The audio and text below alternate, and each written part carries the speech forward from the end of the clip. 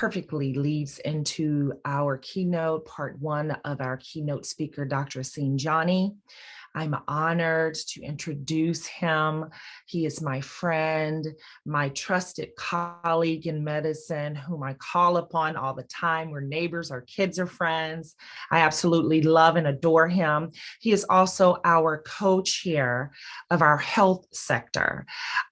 So help me to introduce Dr. Jani for part one of our keynote on Salutogenesis. You can read his full bio in the conference packet. And without further ado, you have the floor, Dr. Jani. Thank you so much. Thank you so much, Rachel, Candace, Celine, all of you. Thank you so much. So I will make sure that I think you can see my slides and just give me the heads up, Sophia, if everything's good. Thank you. So I wanted to, first of all, thank all of you for attending the conference, and many thanks to Rachel and Candace and the organizers, the planning committee and the rest of the team. The title of my talk is Let's Make the Shift, referring to the need for us to look at our current challenges from a different perspective, and perhaps in so doing, change the way we heal ourselves and others in the community. I have no disclosures and I have no commercial conflicts of interest. The content of this presentation and the opinions expressed are not connected or derived from any specific organization or workplace or affiliation that I have, and all ideas, perspectives, and information are shared only to inspire and inform participants.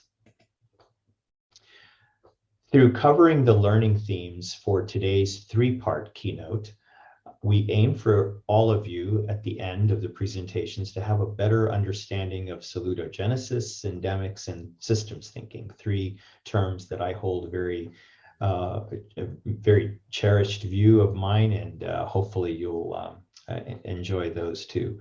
We also hope that it will help you create a shared language, principles, three realms of ACEs, PACEs, resilience, protective factors, and healing-centered care.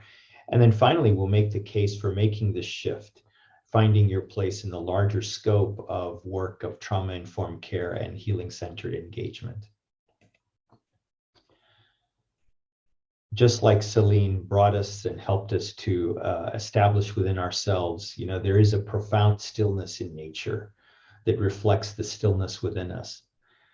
And when we are fully and gently stationed in that stillness, we notice that a new awareness emerges. It's a new way of relating. A new light shines. It is this deep stillness that I experienced in the presence of my late parents, two amazing individuals who gave me countless blessings.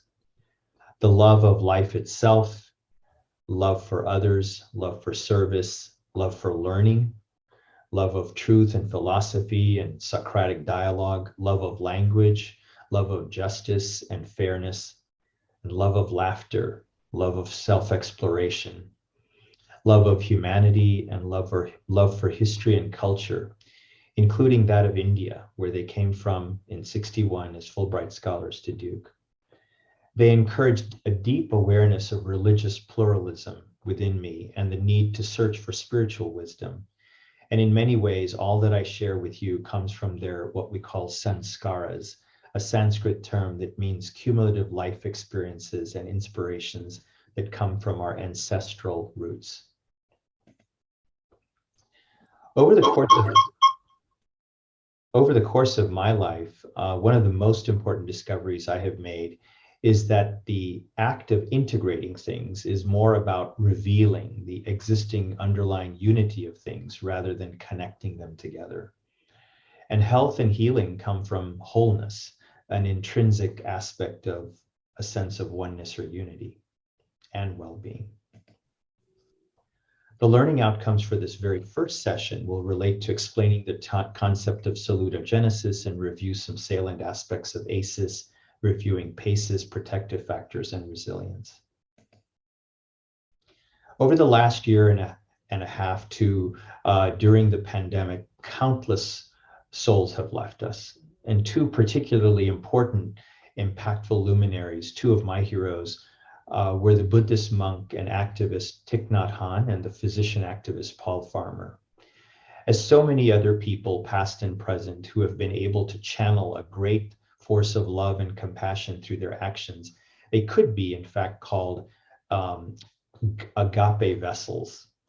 Agape is an ancient Greek word referring to love in action.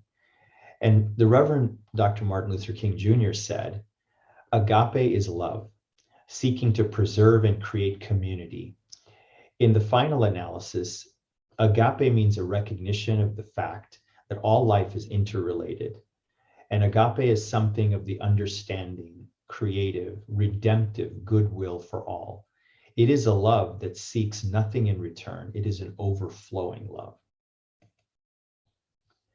Simon Sinek's now famous TED Talk, which I would encourage you all to view at some point, on the golden circle is so apropos. He encourages us to seek out the why before we address the what in any challenge or situation that we're trying to learn about or improve. Most of the time, we tend to analyze things to the opposite direction. We ask what's going on, how did it happen, and what are the causes? And that's fair. But both directions are needed. But as Sinek suggests, talking about the why first is a more powerful way to create something new. Why is truly a fundamental question. And Viktor Frankl said that those who have a why to live can bear with almost any how. He was a psychiatrist and Holocaust survivor who from 1942 to 1945 labored in 4 different death camps, including Auschwitz, while his parents, brother, and pregnant wife perished. A poignant anecdote he relates was how on one frigid, dark morning, guards beat him and fellow prisoners with rifle butts as they stumbled over ruts in a frozen, muddy road. Frankl realized that after the Nazis had taken everything he loved from him, his family, his home, and the life he knew, they could not take his ability to love. This same discovery has been made by so many, past and present: Mahatma Gandhi, Sojourner Truth, MLK, Dame Cicely Williams, Nelson Mandela, Maya Angelou, Bayard Rustin, and others. We choose to love, and love gives infinite meaning to life. And so it is that we need to inquire into the fundamental why for health. The late social scientist Aaron Antonovsky, whose groundbreaking thinking and research were in part based on studying female Holocaust survivors, led him to discover the theory of salutogenesis, which literally means the creation of health. It is the antonym of the word pathogenesis, a term that is fundamental to people in the healthcare field and is the basis of their understanding of how disease originates. Truly, knowing the risk factors and causes for how a disease arises is critical to diagnosis, prevention, and treatment. However, salutogenesis refers to how a state of health is created and promoted. He found that the more meaning in life someone has and the greater the sense of purpose, the more resilience they will have in the face of adversity. And salutogenesis therefore challenges our beliefs, our values, and assumptions. This is a paradigm shift for our community, a shift towards creating well-being versus responding to sickness and crisis. Antonovsky also said that people have an internal capacity to heal that comes from inner resources and their relationship with familial and cultural sources of strength.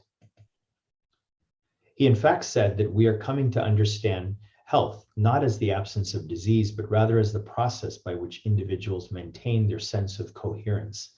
That is a sense that life is comprehensible, manageable, and meaningful, and that our ability to function in the face of changes in themselves and their relationship with their environment.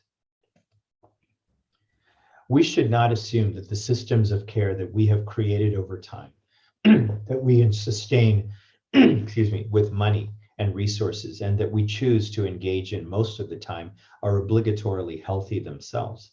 While necessary for restoration and recovery, they nevertheless focus on damage control. They are not designed to prevent disease nor promote well-being. And so part of the shift we're talking about today is going to a place of wellness and thriving, not just solely focus on managing disease, risk factors, or disability.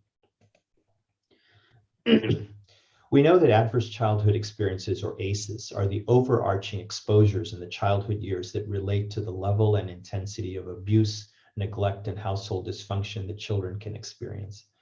Research has shown that these ACEs are extremely prevalent in societies everywhere and have long-lasting impact on people through their adulthood and child and beyond. ACEs are, in fact, associated with a staggering range of health risks, including those shown here. They can adversely influence the development and progression of behavioral, physical, and mental health-related outcomes. These in turn feed into the need and maintenance of our sick care systems because of the incredible level of suffering, illness, and disability experienced by people at both individual and societal levels. There is a kind of dose-response relationship, in fact, and as the number of ACEs increases, so does the risk for negative health outcomes. And many of these result in accumulation of toxic stress in the body of those victims, causing even propagation of downstream effects in their children intergenerationally. But just as Antonovsky emphasized, people can also potentially access their inner and outer healing capacities to counteract the experience of illness and better adapt to and potentially surmount the adversities they face over time. So there are also an important set of positive childhood experiences to identify and nurture, even as people focus on ACEs. In fact, the ACEs Connection organization was renamed accordingly to PACES, to mean positive and adverse childhood experiences. PCEs, as shown, include here the feeling able to talk to your family about things, feeling your family stood by you during difficult times, or enjoying participation in community traditions, feeling safe and protected by an adult in your home, or having at least two non-parent adults who took genuine interest in you. And for that matter, feeling supported by friends and feeling a sense of belonging in high school and other settings. So this is a busy slide, but I'd like to focus on a few things. It speaks to the 6 protective factors that relate to positive childhood experiences displayed on the last slide. And so we know that people can truly heal and thrive with the many ways in which children are nurtured by their parents and families. You know, it is critical to have the presence of at least one caring adult as a counteracting influence to any ACEs that the child may be enduring. And children deserve and greatly benefit from caregivers who have greater social and emotional competence, who demonstrate resilience themselves, who have more social connections and greater parenting knowledge and skills. And when there's greater nurturing and attachment, caregivers can also provide concrete support to those children. So the inclusion of positive childhood experiences to ACEs allows for the concept of net resilience, which is visualized as a kind of balance scale. So there is net resilience when a child's health and development tips towards positive outcomes, even when a heavy load of factors is stacked on the negative outcome side. So we'll pause here and we'll transition to the next phase of our day. So it's time now to go back to Dr. Jani and hear the second part of our keynote address, which is about Syndemics, a new word for me, and systems thinking. So to continue this journey together in understanding this new idea of syndemics and systems thinking. So thank you and welcome back, Dr. Jani. Thank you. I hope you can see my slides and we can. We see it. Terrific. All right. So welcome back, everyone. And the learning outcomes for this second session will be related to explaining intersectoral collaboration and especially the key concepts of syndemics and systems thinking. So at this point, hold on one second.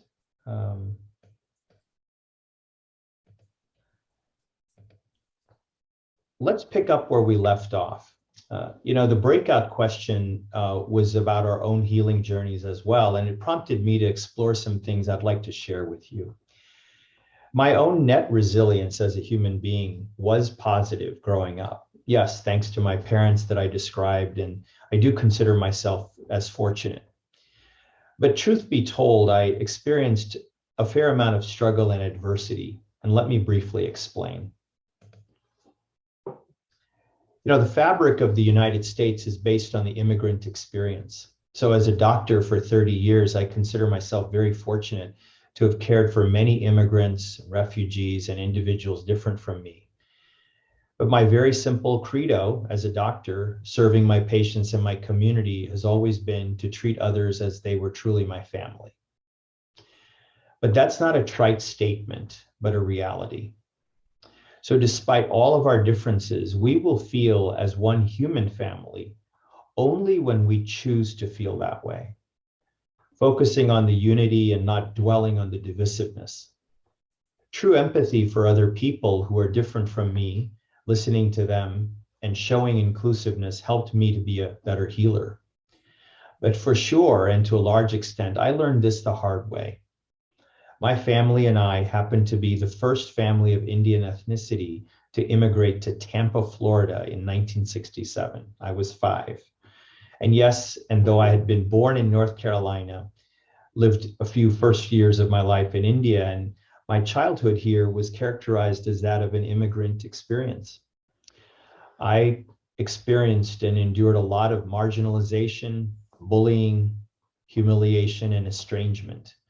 So whether it was my name, my culture, my food, my native language, my appearance, or my family, these were all factors that I had to contend with. So fortunately, my parents, with the paucity of resources that they had, did their best to provide positive childhood experiences for me, knowing that they could not always protect me from the environment and negative influences.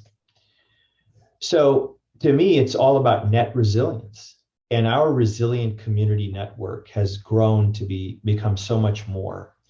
Our mission is to be a network collaborating across sectors and communities to transform our region into one of prevention, hope, healing, and resilience for all. And the CRC network includes many sectors. These are all interconnected and can be synergistic in their own relationships.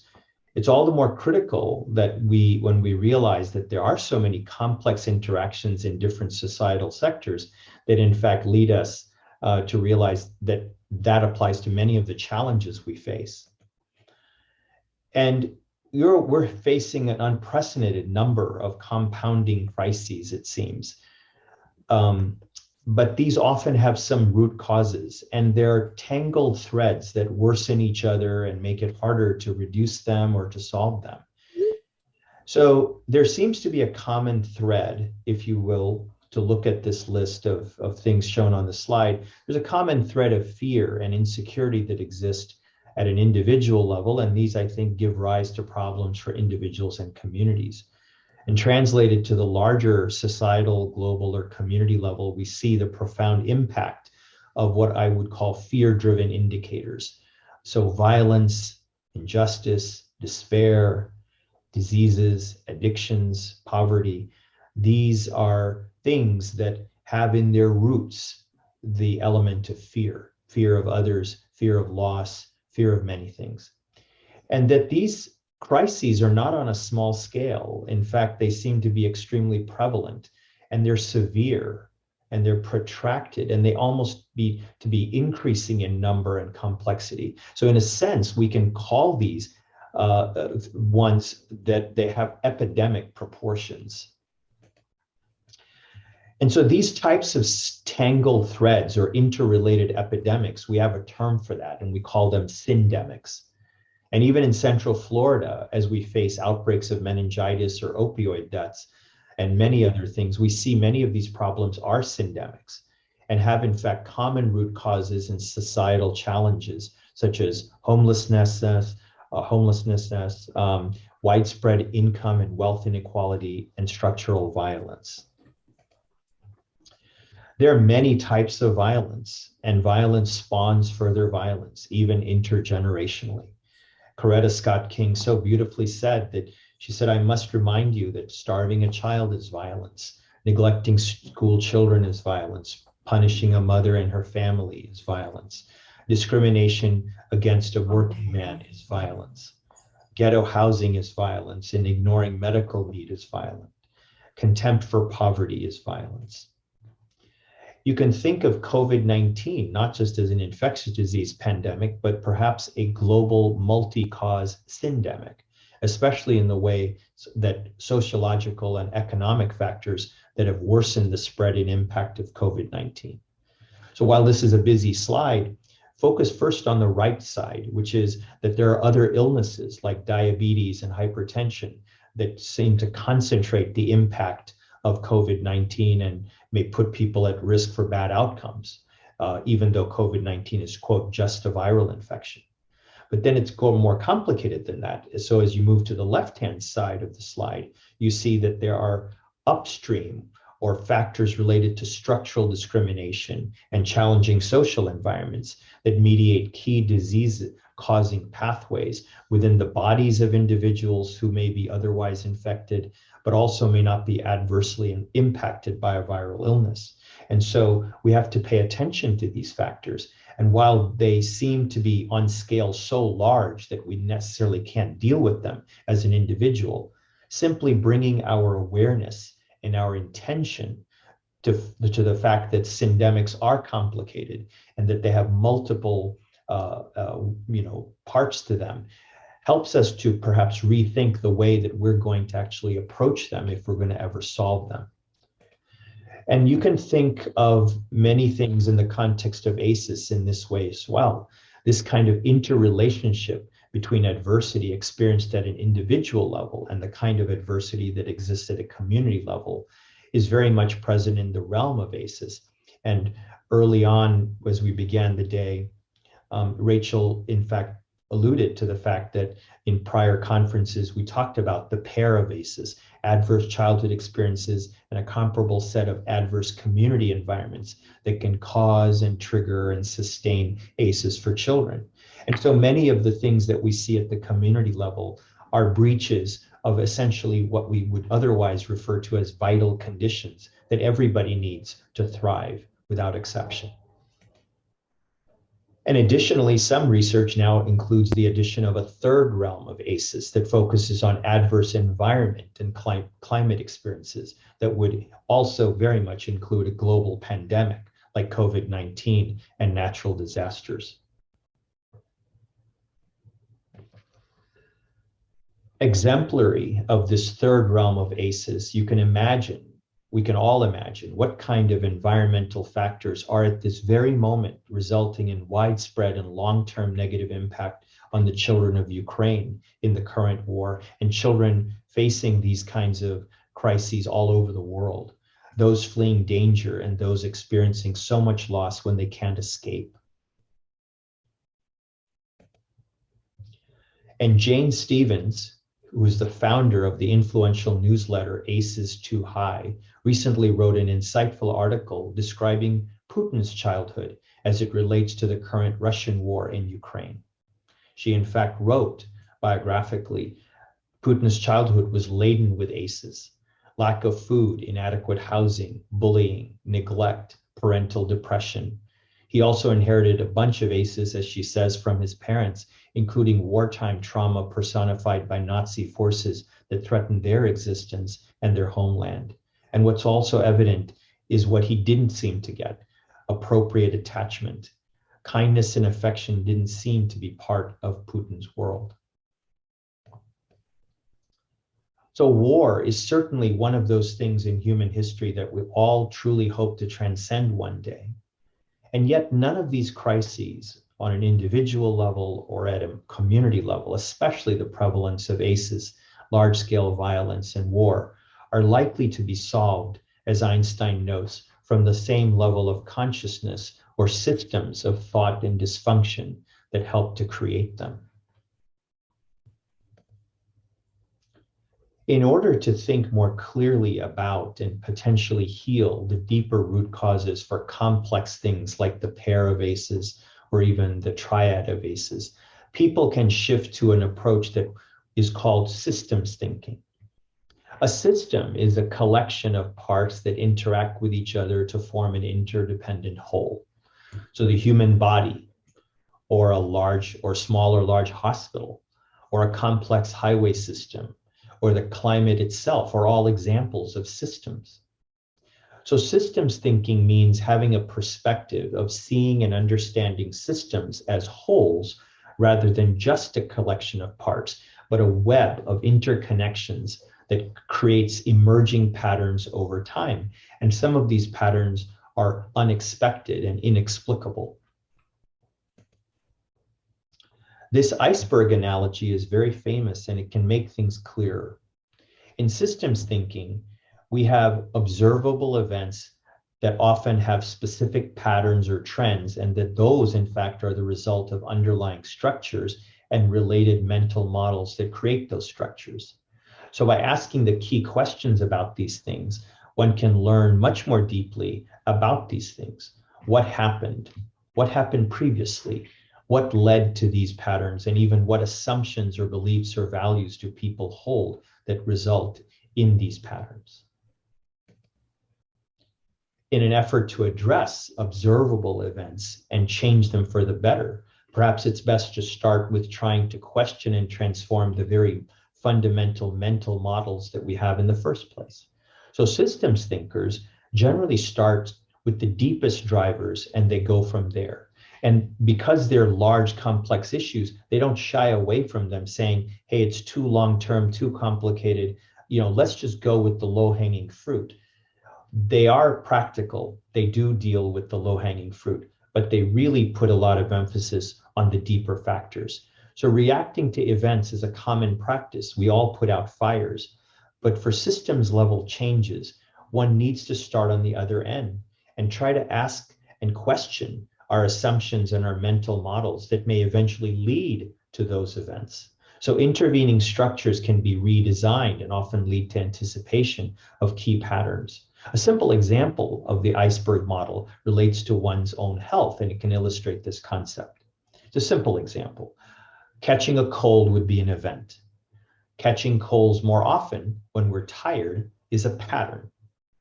The systemic structures or causes for getting tired might include lack of rest from excessive work, which might in turn be a product of a mental model surrounding our identity as a hardworking person. No matter what, we're going to show up to work. And even if we're going to be workaholics and we're going to get things done, it's somehow going to be okay to sacrifice my own health. So it's not. One tends to get caught up in the immediate event of suffering from a cold and typically forgets that it's perhaps part of a pattern of events that may be caused by underlying structures of our lifestyle and perception. And in fact, most of the illnesses that we face as a society, the chronic diseases, are lifestyle generated. Well, I think it's worthwhile asking, why is our lifestyle the way it is, rather than just trying to go in and change a given behavior. So what is the overall value of systems thinking? Well, it can change our thinking fundamentally about things. It can help us to communicate better with others as needed. It can change our behavior. It can help us identify and test many solutions. It can also help us gain more awareness. Even social learning processes can be harnessed. And indeed, we find that there's an expansion of our available choices to leverage change. This is an introduction to systems thinking, and perhaps in the future we can have a design of special sessions and venues in which we can actually get into the nitty-gritty of the methods of systems thinking.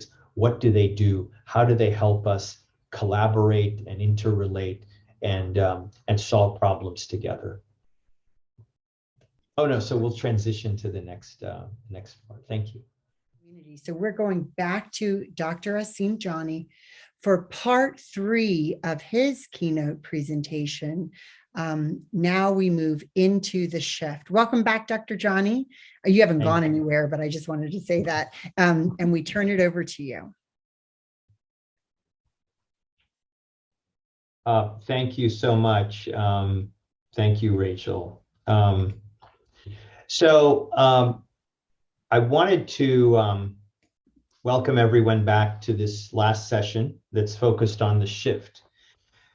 And in the next several minutes, we'll review some aspects of trauma-informed care, healing-centered engagement, and then trying to sort of put it all together. But let me just take a minute to refresh our collective memory about the first session on salutogenesis, or really what is known as the co-creation of health and well-being. I wanted to offer this set of insights from the neuroscience literature. Dr. Davidson has explained that well-being is a skill, much like learning a musical instrument, and his team has actually shown that there are 4 specific components of this salutogenic skill that can be developed and strengthened.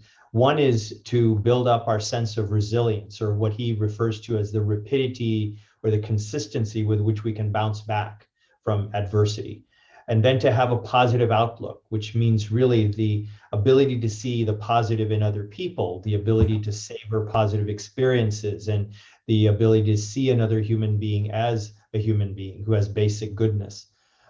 Third is to bring quality attention and mindfulness, like Celine was trying to do this morning in our exercise, to our lives and to our actions. And then finally, to engage in acts of generosity. These are also attributes, by the way, of people who live in several blue zones, or those parts of the world where people live the longest and healthiest. And while well-being is a skill and a state of being, it's also very much a basic human value and a human right. And instead of talking about social and structural determinants of health or well-being, national experts are now encouraging us in the United States to shift into thinking about them in terms of the 7 basic vital conditions, or those basic properties of places and institutions that we all need all the time to reach our full potential and truly thrive. So that means being in connection with a thriving natural world, meeting the basic needs for health and safety, having humane housing available and policy, doing meaningful work and wealth for people, a lifelong learning pursuit, and then of course reliable transportation and a sense of belonging and civic muscle. So suffice it to say that there are a lot of national players and initiatives that are actively taking a salutogenic stance. And this also applies to community health improvement, and especially trauma-informed communities who want to evolve further. So while it's value add to sort of cover the guiding principles in more detail, of course, I wanted to just put out there that these are the 6 well-known principles to a trauma-informed approach. And that means thinking about these things, which is to understand trauma and stress, to have a stance that respects cultural humility and equity, to focus on safety and predictability in our systems and our programs, to have compassion and dependability, to make people feel empowered and to collaborate like we were just talking about, and then to have a greater sense of resilience and social emotional wellness. And this applies to system and leadership and staff and caregivers and students and consumers.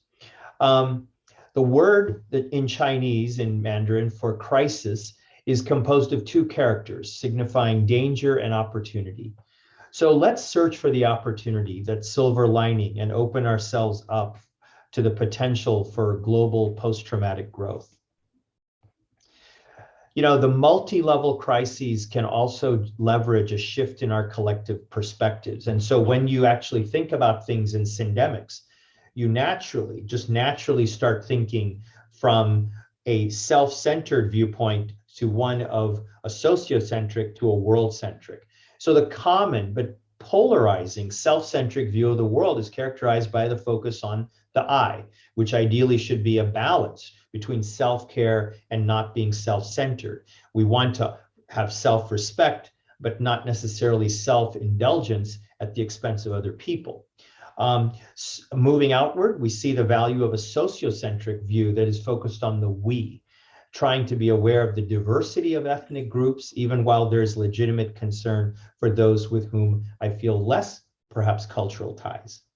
And then finally, a world-centric perspective that moves to the all of us, right? We're all in this together, and that we can and should care for all people as well as the environment.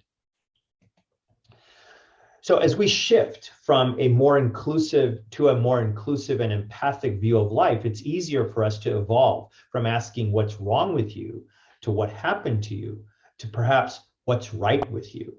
And making this shift is especially characteristic from a solely trauma-informed approach to one that can be called healing-centered engagement. And doing so, I think, shifts our attention to that inner healing center of pre-existing sense of wholeness. And that helps us to become fundamentally aware of our deeper purpose in life, as Antonovsky in the morning we discovered.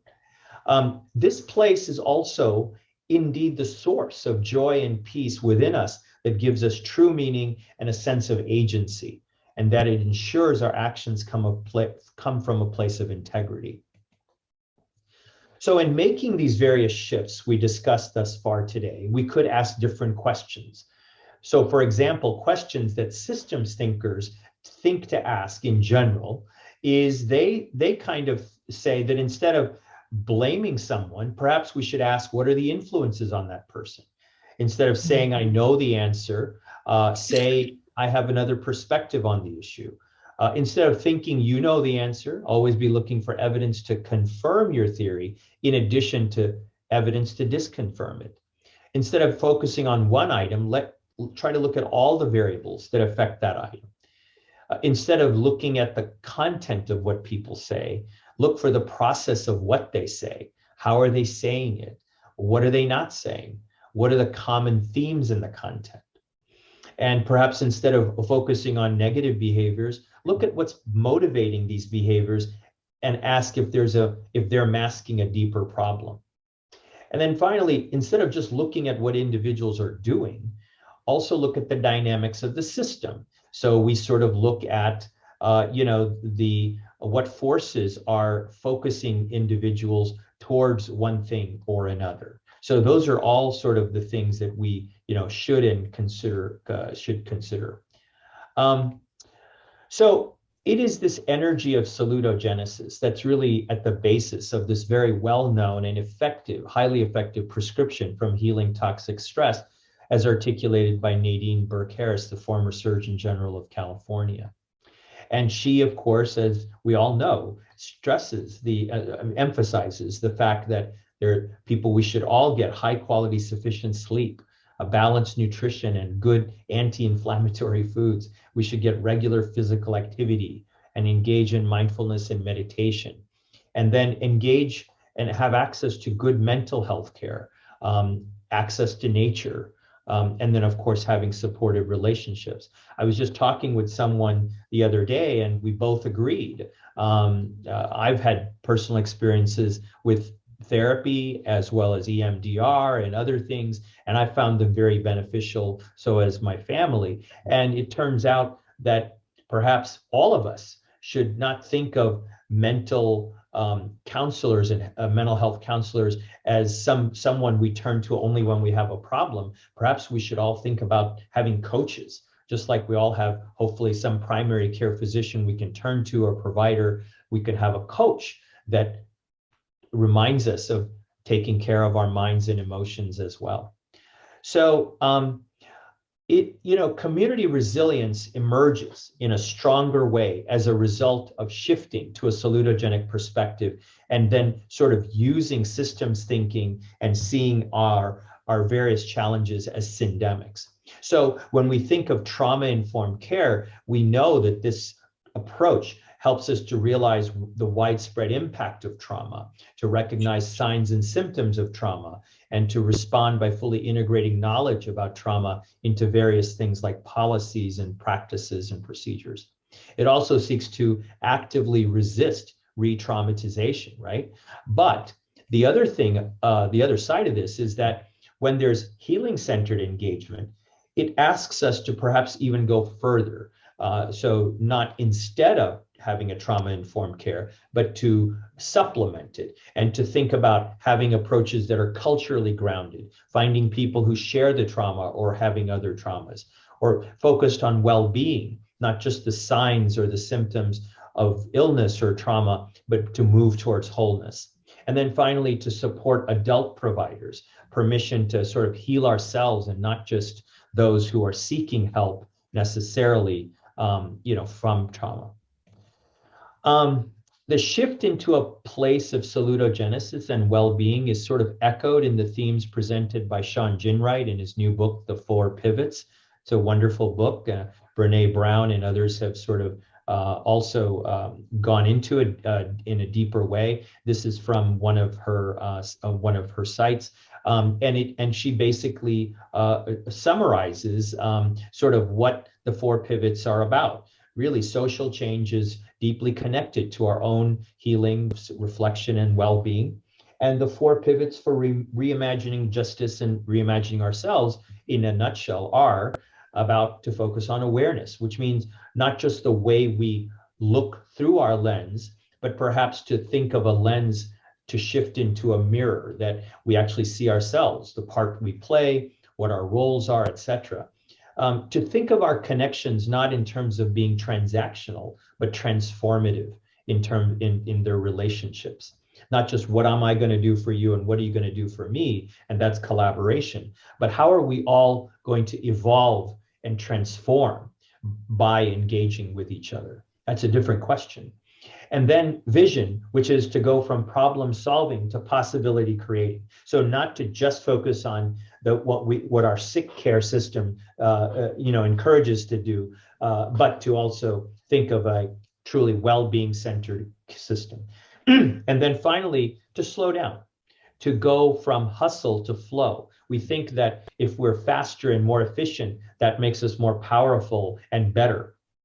And quite frankly, I think all one has to do is to look at a number of wisdom traditions on our earth that tell us to slow down and to really think about things in a different way. So turning inward and nurturing transformative relationships and being salutogenic and slowing down are all pivots that can certainly put us in touch with our common humanity and a profound sense of oneness with others. And so a good analogy of this shift is shown here. This is something I sort of just came up with I thought really explains things. I was actually telling my 12-year-old son about it. When one looks at the Hawaiian Islands from above, we see separate big and small islands separated by water.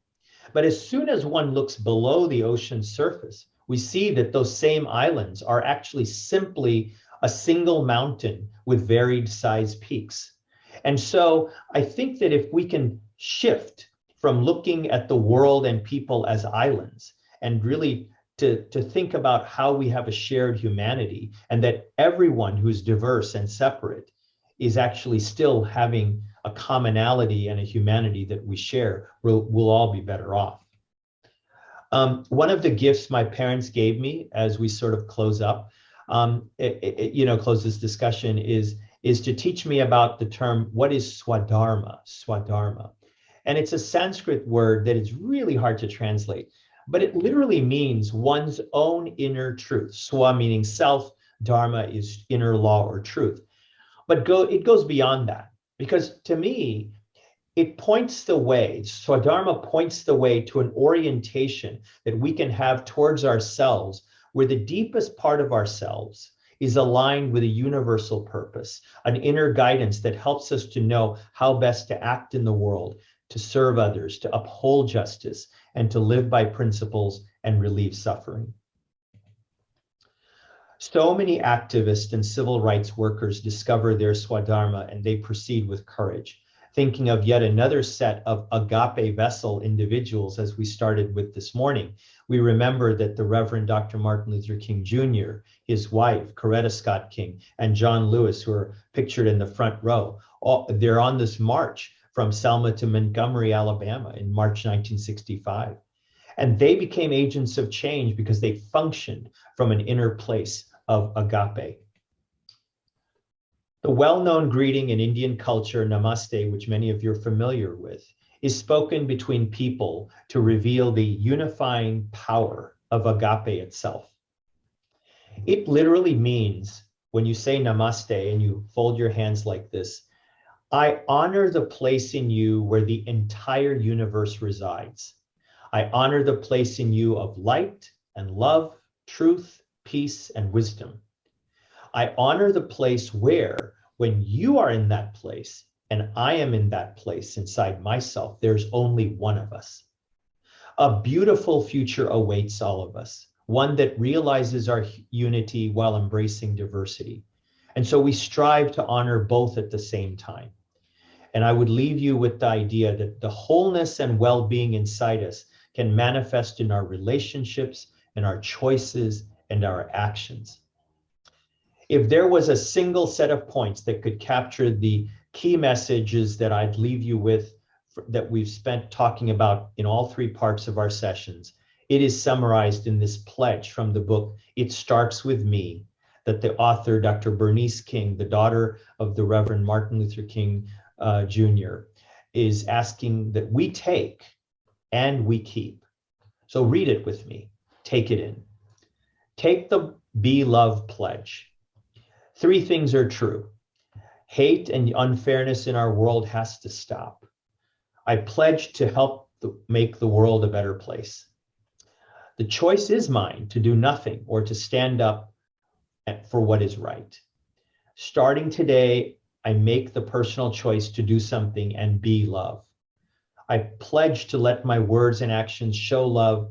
I pledge to treat people like they matter. I pledge to kindly remind everyone that they should lead with love.